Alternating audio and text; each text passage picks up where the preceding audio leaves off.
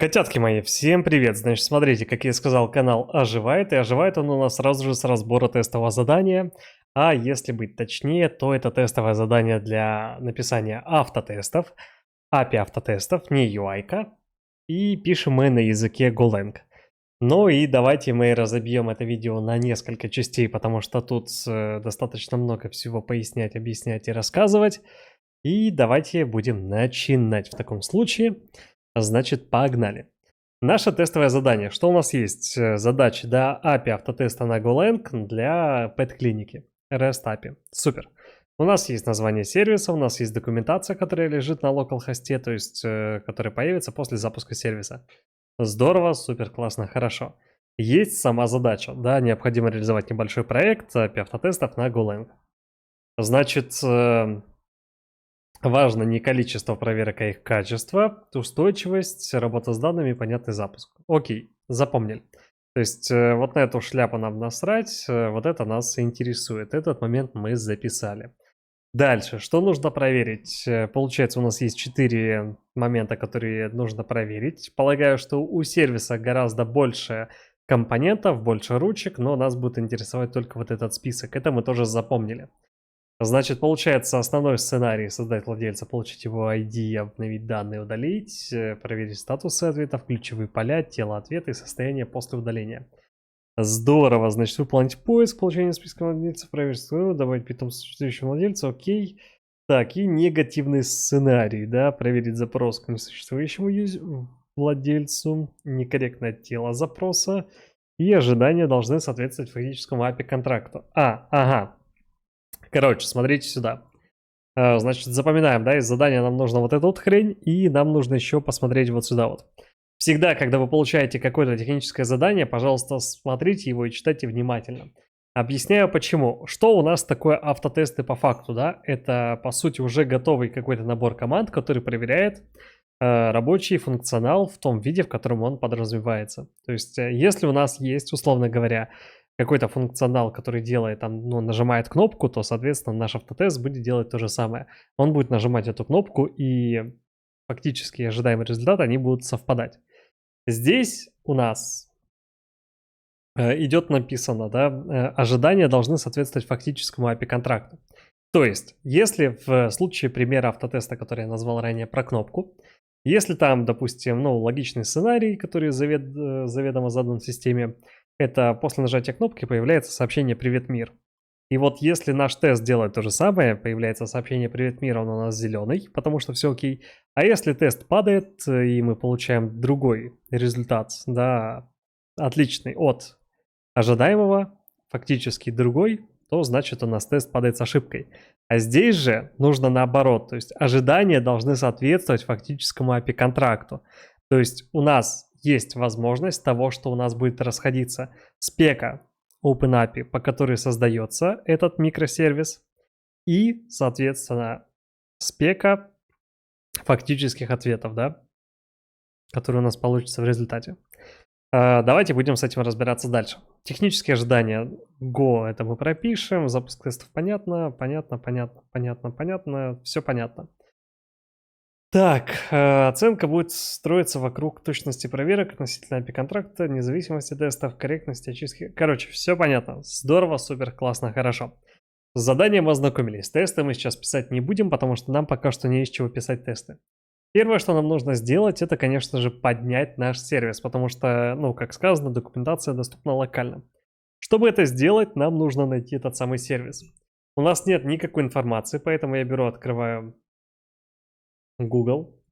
Давайте режим инкогнито вызовем. И первым делом я беру, копирую название сервиса и иду в Google. Начинаю его искать. И у нас почему-то по какой-то причине отвалился интернет. Давайте мы его перезапустим. Не проблема. Такое иногда бывает. Так, все, интернет перезапустился. Давайте еще раз проверим. Интернет перезапустился. Вот у нас есть первая наша ссылочка. Давайте мы на нее кликнем, посмотрим, что у нас тут есть.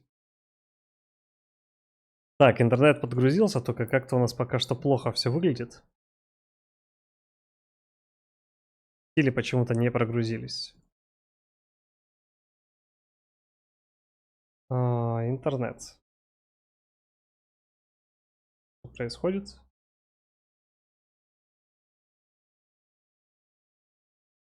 Вот, отлично. Ссылочка заработала, все прогрузилось. Мы открыли GitHub, мы открыли этот проект. Давайте мы на него посмотрим. Здесь, судя по вот этим вот CVM файлам, понятно, что это проект на Java. Можно его скачать целиком. У меня, в принципе, есть непосредственно SDK. И, соответственно, можно было бы все запустить здесь. Но я этого делать не буду. Почему? Потому что я здесь вижу Docker Compose, а значит, здесь есть Docker. Значит, я буду использовать Docker для этих целей.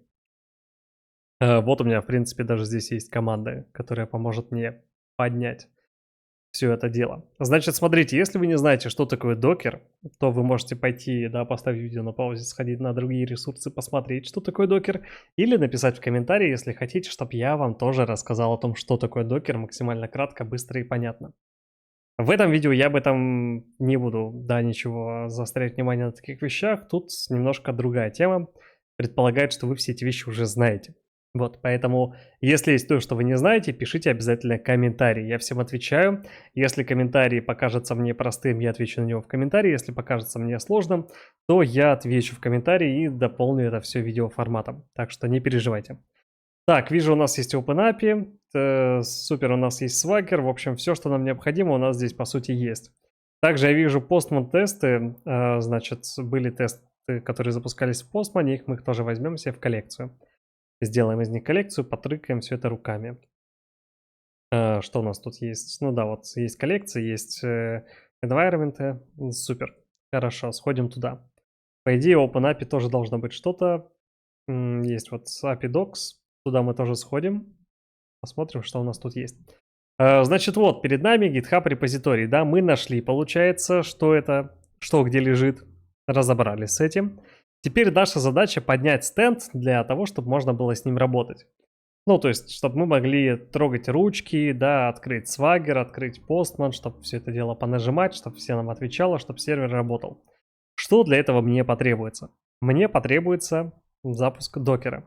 Вот здесь вот есть команда с докером, но я ее немножечко модифицирую. Смотрите, мы открываем, получается, папку. Давайте открою в терминале сразу же. И что я буду делать? Мне нужен докер. Я запущу... Так, у меня не запущен. Давайте я запущу докер десктоп. Сейчас он у меня включится. И мы с вами будем делать все по порядку. Значит, смотрите, что мы делаем по порядку. Что вообще нам нужно, да, чтобы понимать, как строится этот процесс. Нам нужно сейчас, во-первых, поднять наш стенд, чтобы увидеть, что у нас стенд поднялся, посмотреть, что у нас все открывается. Там условно Swagger откроется, OpenAPI откроется, все хорошо. И после этого мы будем работать с Postman и Swagger, будем все это дело изучать. После того, как мы все это дело изучим, составим себе какую-то таблицу, схему, и после этого только мы пойдем писать автотесты. Вот такой у нас порядок. Первое видео здесь мы закончим все тем, что просто поднимем наш стенд. И в следующем видео уже пойдем разбираться с ручками, которые есть у этого стенда. Более подробно, более детально. Значит, погнали поднимать. Вот у нас открылся Docker Desktop. Видимо, здесь у нас ничего нет. Нам нужна вот эта команда. Копируем ее прямо отсюда, идем в терминал и поехали. Только я ее немножко модифицирую. Я ее немножко поменяю. Смотрите, у меня идет docker run. Я добавлю здесь также, наверное, -d. Флаг D уводит контейнер в фон, чтобы, ну, терминал как бы остался свободным. Так, дальше давайте дадим ему имя. Имя у нас дается через name. Вот так вот. И, ну, давайте pet clinic. Раз это у нас pet clinic, то pet clinic пускай будет. Так, и P у нас получается здесь тоже есть. И знаете, что я еще сделал? Я еще совершил ошибочку. Я вот так вот надо было сделать. Docker run. И только после этого идут все ключи, которые мне необходимы, и все дополнительные вещи. Так, ну по сути я все прописал. Давайте нажмем Enter. Так, и докер, по идее, начал запускаться. Да. порт у нас уже есть, то есть все, по сути, все, что нам необходимо, есть. Круто, классно, хорошо. И теперь для того, чтобы посмотреть, что у нас все с вами прекрасно работает, мы можем сделать вот как. Я могу на самом деле прямо здесь использовать curl. Если вы не знаете, что такое curl, то опять же напишите об этом в комментариях, пожалуйста. Я сделаю отдельный разбор этой штуки, потому что она, по сути, тоже нужна в работе. И мы будем дальше с ней играться. Localhost, localhost, да не гост, не призрак, а хост. Localhost 9966. Pets, как там у нас? Давайте откроем вот так вот. Да, здесь у нас много всего. Так, ну вот, мы видим, что Swagger открывается, значит, у нас уже все хорошо поднялось. Круто, классно. Давайте... В целом, я даже здесь вот... Хотя это от нас одиночный знак cross. Вот get запрос, давайте выполним его. Так, вот, get запрос я выполнил. Получил код ответа 200 и получил тело ответа. Супер, хорошо. И здесь у меня, в принципе, тоже есть информация по заголовкам. Так, вот к этой ручке давайте мы сбегаем. Вот у нас есть curl, вот так вот он у нас выглядит. Я, в принципе, сделаю, по сути, абсолютно то же самое. То есть я пишу curl.x, потому что я на винде вам показываю это. Если бы я был на Mac, то я просто писал curl. Выполняю и получаю точно такой же ответ. Обратите внимание, что здесь я вот выполнил, да, curl, запрос такой вот, и получил точно так же ответ. Единственное, что у меня респонс-хедеров здесь нету. Но они мне, в принципе, не нужны. Курлы мы будем использовать. Дальше тоже будем чередовать, потому что у курла, по сути, как раз та структура, которая нам будет нужна плюс-минус в гошке для тестов. Поэтому курлы нам нужны. Окей, супер. У нас есть эта хрень, которая нам нужна была, да? То бишь сервис мы подняли. У нас есть Swagger, который работает. У нас есть документация, с ней мы позже познакомимся. И со Swagger. Если не знаете, что такое Swagger, Postman тоже, опять же, пишите, тоже все это поясню отдельно. Потому что, повторюсь, данное тестовое задание предполагает, что вы уже все это знаете. И для вас это просто пшик, да, не информация.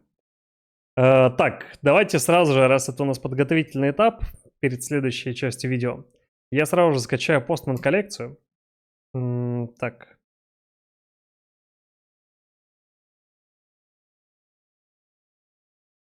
Здорово. Так, я полагаю, что дело... Интересно, в чем дело, не знаю. Но давайте еще раз отключу интернет, включу, раз это очень быстро работает. И возвращает мне доступ к интернету.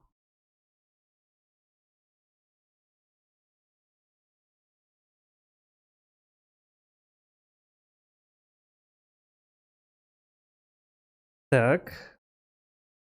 Вернулись, супер. Значит, нас интересует, что у нас тест Postman, да, это у нас получается здесь, SRC. Давайте сходим туда, тест. Postman и забираем отсюда два файла. Вот этот вот файл с environment'ами я скачиваю. Скачиваю прямо в свою папочку, рабочий стол. Сохранить. Так, и вот этот вот второй файл. Опять, да? А, нет, все хорошо. И второй файл тоже скачиваю сюда. Все, супер. Из этого мы будем строить нашу Postman коллекцию. Из этого мы будем строить нашу Postman коллекцию. Ну, окей, хорошо. Здесь, в принципе, есть все, что нам необходимо. Так, а еще знаете что? Еще должен быть OpenAPI. Так,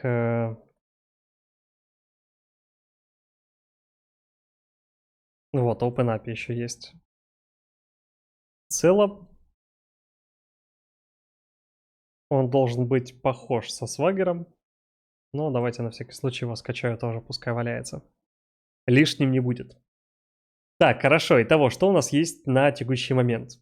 К окончанию нашей первой части разбора вот этого тестового задания на написание автотестов на Гошке. У нас есть Docker Desktop, где мы уже развернули, да, наш Docker файл относительно нашей пэт-клиники. Это мы сделали. Также мы скачали 2 файлика для Postman коллекции. Также мы скачали OpenAPI. Плюс мы открыли Swagger, где у нас также есть схема, с которой мы тоже с вами ознакомимся. Но делать мы это будем уже в следующем видео. Итак, всем спасибо за просмотр. Следующее видео тоже будет в ближайшее время, поэтому подписываемся на канал, ставим лайкусики и пишем комментарии. Все, всем пока.